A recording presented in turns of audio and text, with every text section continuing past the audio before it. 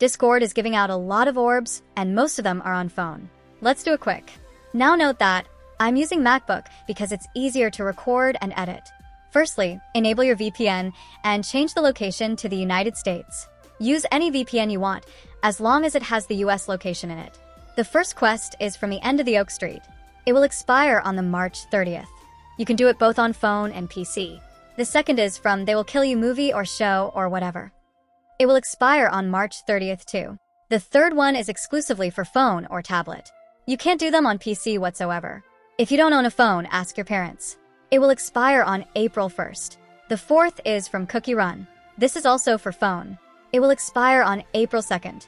The fifth is from Baseball Hits 26. This is also for phone users. It will expire on April 5th. Make sure to claim it on time.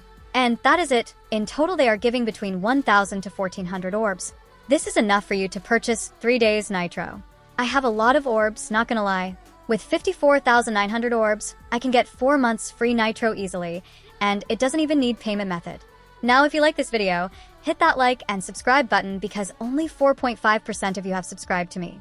Make sure to subscribe now to get free Discord news on time.